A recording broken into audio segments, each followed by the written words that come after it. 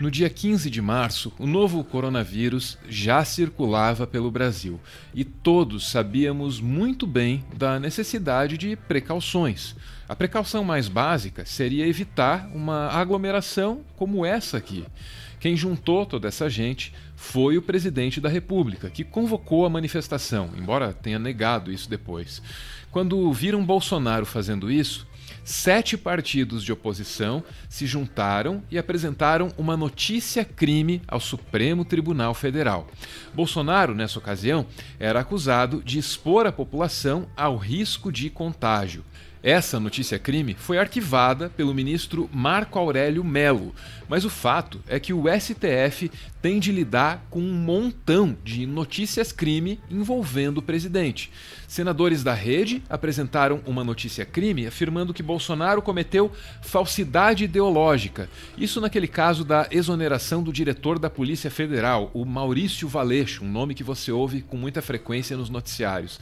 Depois disso, um grupo de advogados de 24 estados ainda apresentou uma outra notícia-crime. Mais uma vez, o tema central é o desrespeito do presidente ao mínimo do mínimo em relação ao distanciamento social. E não para por aí. Ainda tem o criminalista Sidney Duran Gonçalves, que apresentou uma outra notícia-crime, essa tratando do possível superfaturamento de verba parlamentar para combustíveis no gabinete do então deputado Jair Bolsonaro.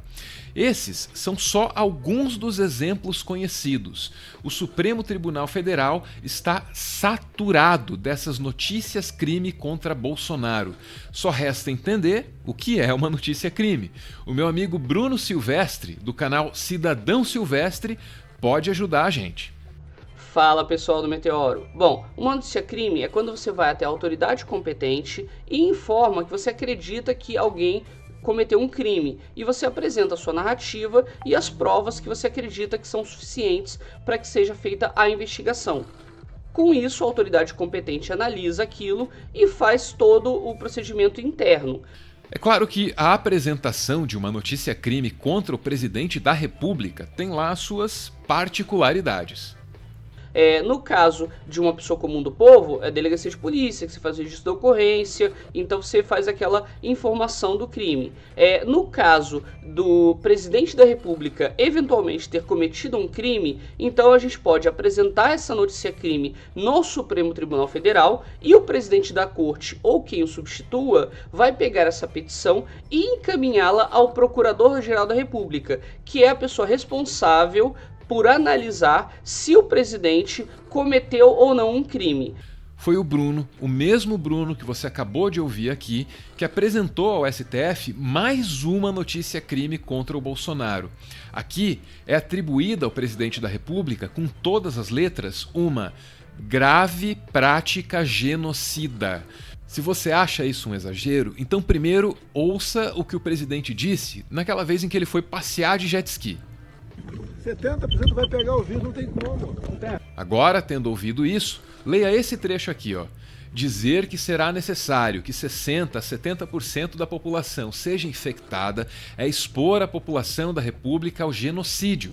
Se a ação criminosa dos noticiados não for contida, o Brasil irá lamentar algo entre 1.200.000, com taxa de mortalidade de 1%, a 6 milhões de mortos, com taxa de mortalidade de 6%. Como as outras notícias-crime que a antecederam, essa aqui também precisa ser apresentada à Procuradoria-Geral da República. Resta saber o que acontece a partir daí.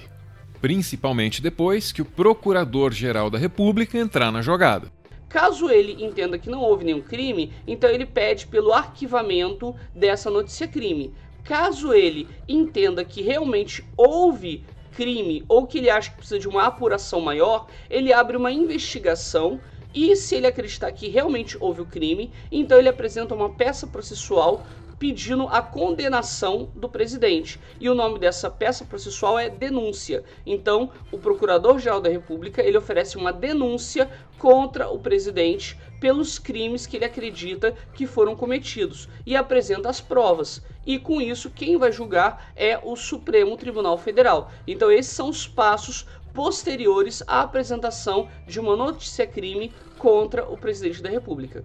Conclusão: o Brasil tem o aparato necessário para fazer justiça e também tem gente como o Bruno, com conhecimento e disposição para fazer um bom uso desse aparato. Agora, se a gente tem essas duas coisas, então o que é que está faltando para responsabilizar quem coloca um país inteiro em risco, hein?